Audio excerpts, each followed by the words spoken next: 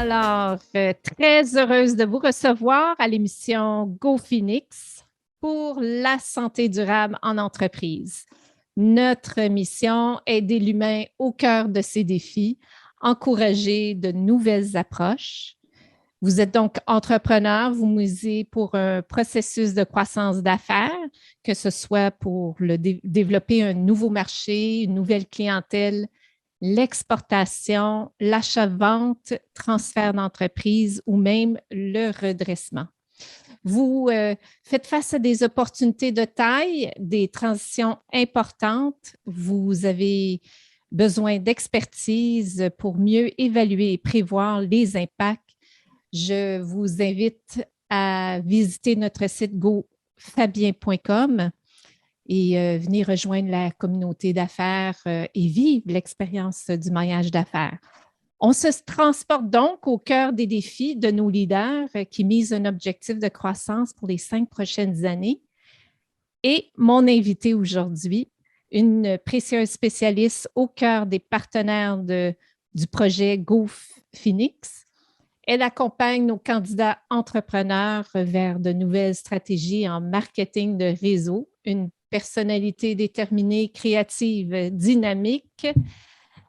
Bienvenue à Sonia Bouchard et merci d'avoir accepté cette invitation à venir partager ton expertise et nous propulser dans ce bel univers des réseaux sociaux. Allô, Maryse, merci beaucoup. C'est gentil. Belle présentation, quand même. Spécialiste. Merci. Écoute, on s'est découvert dans un réseau de gens d'affaires, on peut le dire, le Cercle Kaizen. On est très fiers. Je pense qu'on recule en arrière en 2013. Oui, effectivement. Et tu m'as toujours donné tu m'as donné le premier gros coup de cœur par rapport aux réseaux sociaux. Pour moi, c'était connu, mais c'était le début de l'apprivoiser. Et je te remercie parce que ça a ouvert des portes et encore aujourd'hui, je dois apprivoiser ce média. Mais tu es notre porte-parole et j'aimerais ça. Avant qu'on embarque dans le sujet des réseaux sociaux, j'aimerais ça ouvrir une page sur ton propre parcours, la transition que tu as vécue à faire le bond vers l'entrepreneuriat de ton côté. Ah, ben merci, Maryse. Tout d'abord, félicitations pour Go Phoenix. C'est un beau projet. Je suis très heureuse de faire partie des collaborateurs et tout ça. Donc, pour partenaires, collaborateurs. Donc, c'est un grand plaisir, un beau privilège que tu m'offres. En fait, mon parcours, c'est que tout d'abord, moi, à la base, j'ai étudié en marketing. J'ai fait du développement d'affaires et du marketing toute ma carrière. J'étais une intrapreneur. J'ai eu la chance de travailler dans des belles entreprises. Et c'est ça, j'ai fait vraiment du développement d'affaires. J'étais quand même très libre de mon horaire et c'est ça. Un entrepreneur, c'est un peu ça. C'est qu'on travaille dans une entreprise, mais en même temps, on a le privilège d'avoir une paye sans se stresser à toutes les 2 semaines. Ouais, c'est ça. Il y a un petit côté le fun aussi, quand même, il faut se le dire. Oui, effectivement. Mais à la fin, donc, il y a ça 8 ans, j'ai eu malheureusement en 5 ans, donc ça fait finalement 13 ans, j'ai eu 3 mises à pied en 5 ans parce que c'est un secteur en forte décroissance auquel j'étais. Donc, j'ai dû me remettre un petit peu à me poser la question où est-ce que j'en étais, ou surtout à l'âge que j'étais, dans le fond, je dirais pas l'âge parce que je veux pas que les gens fassent de calcul, c'est ça, tout doit être intemporel. Bref, c'est ça, je me suis posé la question. J'étais déjà très active sur les réseaux sociaux en développement d'affaires à ce moment-là, même en étant intrapreneur. Ouais. Et un matin, quand j'ai perdu mon travail, j'ai lancé sur LinkedIn, comme j'étais déjà très présente, devenir entrepreneur ou travailler en entreprise. Je me posais la question, qu'est-ce que je dois faire? Parce que je savais que j'avais un petit côté entrepreneur. Puis, j'ai pas dit en passant qu'à 14 ans, j'avais déjà une entreprise pendant 3 ans. Donc, j'avais ce côté entrepreneur. Je vendais des jouets neufs dans les marchés aux puces. Pendant 3 ans, puis c'est vrai, j'étais quand même une entrepreneur à 14 ans. Là, c'est pas sur le bord de la rue, là, c'est vraiment un kiosque. Oui, c'est ça. Donc, puis même, je termine la parenthèse là-dessus. Dans mon album de finissant, j'avais écrit qu'est-ce que je voulais faire dans la vie, c'était de devenir businesswoman. Et ça, je l'ai lu il y a seulement quelques années. Donc, ça a confirmé, dans le fond, qui j'étais un petit peu à la base, qu'est-ce que j'aimais faire. Et bref, pour revenir à mon histoire, lorsque j'ai eu ma mise à pied, lorsque j'ai lancé sur LinkedIn, dans le fond, la question de devenir entrepreneur ou travailler en entreprise, ben c'est là que j'ai eu plusieurs personnes, près de 150 personnes m'avaient répondu. Et il y avait entre autres un entrepreneur qui, lui, avait 5 entreprises, qui me suivait, puis il m'a écrit un roman disant « Qu'est-ce que tu fais? Let's go, lance-toi! » Et j'en parle, j'ai encore les frissons. Et ça m'a pas fait dormir de la nuit. Et c'est là que j'ai décidé « Let's go, Sonia, c'est le temps de se lancer. » Et ça demande du courage. Toi-même, hein, tu es le meilleur exemple également. J'ai eu la chance d'avoir un soutien aux travailleurs autonomes, suivre une formation à Fierbourg à Fierbourg, en entrepreneuriat. De belles personnes m'ont chapeauté. Et je me suis lancée. Au début, ça n'a pas été nécessairement fructueux parce que je donnais des formations à ce moment-là en médias sociaux, même comme entrepreneur, mais gagner ma vie à faire que des formations. First, c'est exigeant et c'est pas payant nécessairement et c'est pas là où est-ce que je voulais me rendre. Et finalement, j'ai justement, grâce au télétravail, grâce au marketing sur le web, dans le fond, il y a des gens se sont affiliés à moi et on est devenu une équipe et là maintenant vraiment on offre les services pour les entreprises dans le fond à pouvoir performer davantage sur les réseaux sociaux en les formant, en devenant autonomes ou bien on le fait pour eux et on crée également des sites web. Donc aujourd'hui après 8 ans, donc c'est ce qu'on fait. Dans le fond, on aide les gens à atteindre leurs objectifs, par exemple notoriété, visibilité, vendre plus et aussi beaucoup le marketing RH, donc à développer une marque employeur qui est attirante pour les futurs candidats. Mais tout ça se fait sur le web et grâce aux médias sociaux et au site web également. Alors, c'est tellement une vague présentement. Hein? Elle a commencé il y a quelques années pour toi, mais c'est encore là pour un bon bout de temps. Les gens en ont tellement besoin. J'espère bien. Oh oui! Une entreprise, je veux qu'on croit effectivement. Et moi, ça me fait bien rire quand avec la pandémie, tous les gens ont dit, ben oui, le télétravail, travailler plus à la maison, ben c'est ce qu'on fait depuis 8 ans. Nous, on travaille de cette façon-là. Et j'ai des collaborateurs même en Tunisie qui collaborent avec moi. Donc, de sky's the limit. Donc, la pénurie de main-d'œuvre, je la sens pas tant parce que justement, c'est le globe terrestre, en fait, que j'ai accès. Donc, pour moi, c'est une belle façon de recruter. Oui, c'est ça. Donc, je comprends, tu es surtout dans la francophonie.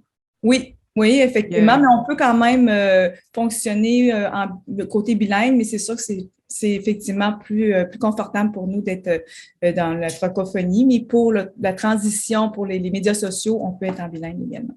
OK. Puis dis-moi les sphères, parce que ça devient une science, là, tu sais, on touche au web, même les réseaux sociaux, il y a tellement à faire et à voir. Mais puis là, tu as élargi avec les sites web, l'optimisation de croissance, donc clientèle passe aussi dans les réseaux sociaux. Tu touches la gestion de communauté également. La gestion de communauté, en fait, c'est de le faire pour le client. On est le prolongement de son organisation ou bien les formations. Alors, on forme des équipes internes. Oui, c'est ça, hein? Oui. On forme les équipes internes à devenir autonomes. On fait notre force aussi, puisque j'ai toujours été en marketing, c'est la stratégie. C'est ce que j'aime beaucoup, beaucoup faire avec mon équipe. Alors, à la base, on peaufine une stratégie, on s'ajuste au fil du temps, mais on ne fait pas des réseaux sociaux où on ne forme pas personne sans avoir vraiment baigné dans leur univers et leur monter un plan. Ça, c'est super important. Ah, tellement. Moi, j'adore les stratégies pour faire un plan. C'est une étape hyper, hyper importante. Non, c'est sûr. Quelqu'un qui ne fait pas ça, ils ne sont pas sérieux dans leur démarche.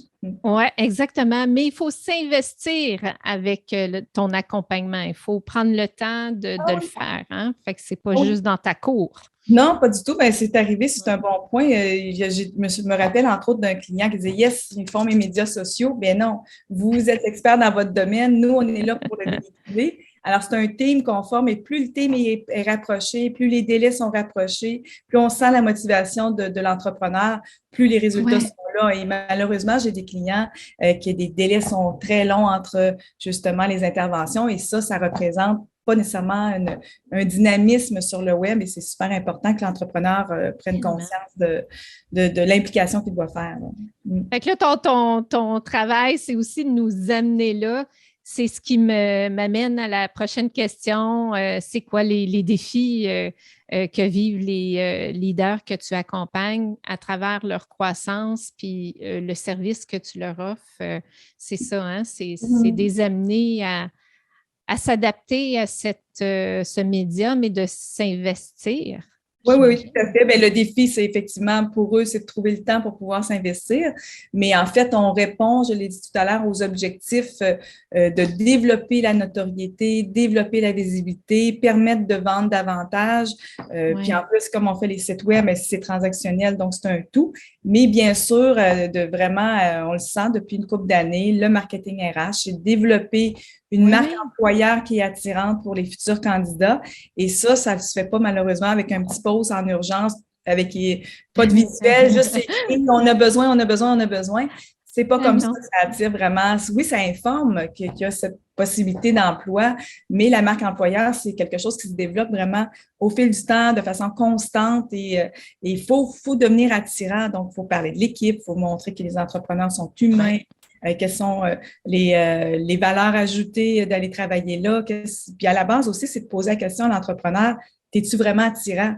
C'est un peu comme une date avec une personne, en fait. Hein? C'est un peu ça. Pose-toi la question. Si tu veux retrouver quelqu'un, qu'est-ce que tu peux offrir à cette personne? Donc, c'est la première question que tu dois te poser. Là. Fait que les rendre attractifs afin de travailler leur rétention aussi à l'interne. Et mon Dieu, oui, parce qu'on peut perdre vite. Hein? Il y en a qui sont... excuse-moi, j'ai un chat en arrière qui est en train de bouger les... Ça va, pas de problème. Mais c'est ça. On investit dans nos ressources, puis c'est pas évident de les conserver à long terme. Je pense que c'est ça qui est difficile de plus en plus. On peut avoir des belles petites surprises. Et ça, c'est un autre aspect que l'entrepreneur doit prendre conscience. Nous, notre travail, c'est vraiment de les attirer, de les amener justement à ce qu'ils soient convaincus que c'est le bon entrepreneur, le bon employeur, que c'est attirant. Mais il y a un travail par la suite, justement, de l'entrepreneur se doit d'avoir une belle suite et de garder sa clientèle, pas sa clientèle, mais ses candidats. Donc, c'est son travail de son côté. Ça, pour notre partie à nous, c'est notre partie vraiment d'attirer, développer la notoriété et la marque employeur, mais il faut qu'il soit conscient qu'il y a un travail après aussi. Là. Il y a tout un travail, exactement. Alors, est-ce que ça s'en vient de plus en plus facile de les amener à s'investir à travers les réseaux sociaux? Parce que possiblement, après ces 2 dernières années-là, il y a dû avoir un changement ou une prise de conscience encore plus sérieuse de leur part. Bien, pour être honnête, là, je suis en toute grande transparence. Malheureusement, ce n'est pas tout à fait le cas. Je sens encore réticence, peut-être par ce qui se passe présentement, l'incertitude, il y a eu la guerre, il y a la pandémie, il y a aussi au niveau économique, qu'est-ce qui se passe présentement. Je sens une réticence où les gens sont comme incertains. Et sinon, malheureusement, ne sont pas aussi enclins à le faire rapidement, puis ça demande quand même un bon investissement. Il faut qu'ils y croient aussi. Ou sinon, par exemple, c'est des gens qui sont extrêmement occupés, exemple, le domaine de la construction, l'immobilier. Ils sont, exemple, automobile aussi, c'est un bon exemple, ils ont une pénurie. Donc, bref, ils n'ont pas besoin de faire du développement d'affaires, de trouver des nouveaux clients, mais notre travail, c'est aussi de les sensibiliser. Tu as peut-être besoin de ressources. Et les médias sociaux vont t'aider à faire ça. Donc, j'ai entendu dans notre cercle, justement, quelqu'un qui disait, mais j'en ai pas besoin présentement de faire du marketing, je suis à côté en bon français. Oui, il y en a qui sont à côté. Beaucoup. Oui, j'ai même pas d'équipement suffisant pour pouvoir répondre à la clientèle présente, mais en même temps, il faut qu'ils réfléchissent, est-ce que ton marketing RH, est-ce que tu as suffisamment de candidats qui peuvent répondre à la demande? Et c'est là que, justement, ils ouvrent un petit peu leur possibilité de dire, peut-être que les réseaux sociaux vont m'aider. Et nous, on a plusieurs clients qui ne demandent que ça. Ils veulent même pas qu'on développe le côté vente, mais c'est vraiment marketing RH. Alors, c'est à nous, particulièrement à moi, d'éduquer les gens, de dire, OK, les médias sociaux vont te servir à ça beaucoup aussi. Là. Oui, ben j'ai hâte d'essayer ça moi-même. Mm. Oui, Mhm. parce que c'est une autre façon de faire. Puis je pense qu'il y a, avec le numérique, on peut tellement aller rejoindre, puis suivre aussi les besoins, puis ce que les gens recherchent. Fait que même en RH, ça devient pertinent à ce moment-là. Mais j'ai hâte de le découvrir parce qu'on va sûrement aller sur ce terrain-là dans pas long ensemble.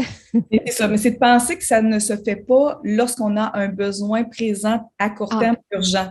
C'est ah, vraiment à développer au fil du temps et c'est de OK. démontrer qu'on est attirant et de quelle façon on est attirant, je l'ai dit tantôt, ben, est-ce que ton Ouais. équipe est soudée serrée? Est-ce que tu es un entrepreneur qui est humain, qui est authentique, qui écoute les besoins de ses ressources, etc.? Ben, il faut le démontrer sur les réseaux et ce n'est pas un petit post qui est passé une semaine que ça va révolutionner. Donc, c'est d'être constant Mm. dans ce genre de visibilité-là pour que justement le candidat, quand lui magasine, il regarde le site web, il regarde les réseaux sociaux et ça le rassure et ça lui donne le goût de collaborer parce que on l'a démontré que vraiment sont dynamiques, etc. Mm. Est-ce que pour les Phoenix qui vont nous écouter, puis les Phoenix qui vont venir se joindre au projet, est-ce que tu as une niche en particulier dans laquelle tu aides? Est-ce que bien sûr, tu as différents secteurs, ça, je suis consciente, je pense que tu en as plusieurs dans différents secteurs, mais y a-t-il une niche en particulier que tu as le goût d'accompagner? Ben, en fait, les secteurs, on en a de tout. C'est vraiment Oui, impressionnant. hein? C'est un peu comme les sites web, en fait.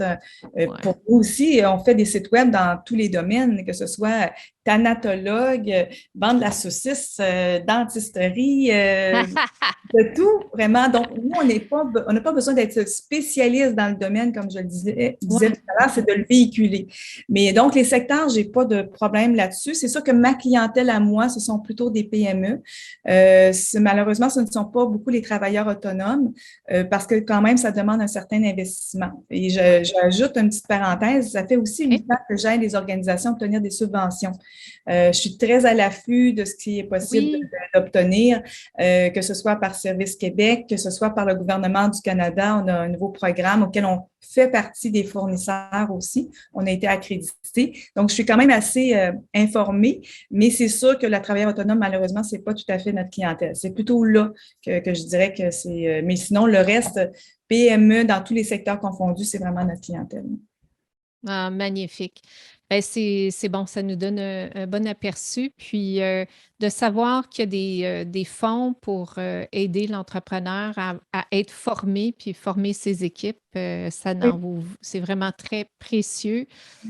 Justement, j'en parlais tout dernièrement à un entrepreneur là, tu sais, des fois, ils savent, mais des rappeler aussi, là, Oui, ça vaut la peine effectivement. parce que c'est là, il faut en profiter Oh pendant oui. que ça passe.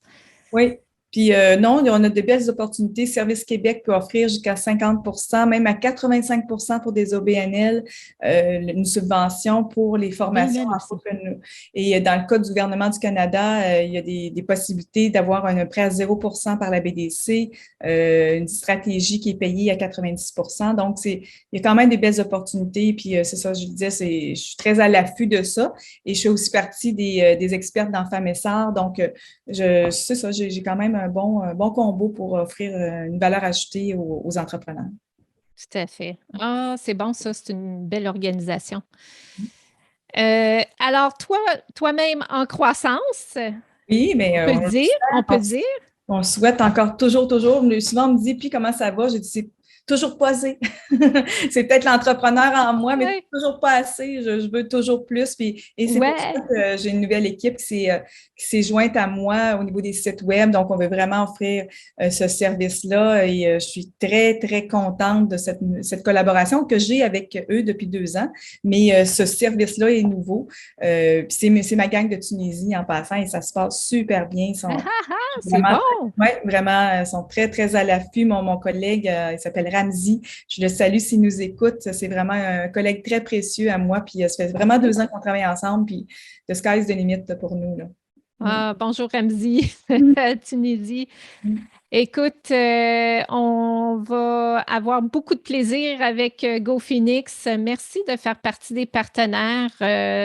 Tu vas faire partie de ceux qui vont pouvoir aider ceux qui misent une croissance. Alors, il faut en prendre soin. Puis, merci d'être là. Merci de redonner aussi à la communauté, de faire partie de cette contribution-là.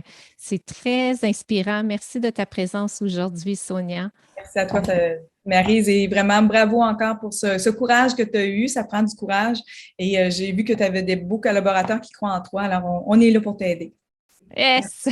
Hey, merci beaucoup, Sonia. On se dit à très bientôt. Salut, bye!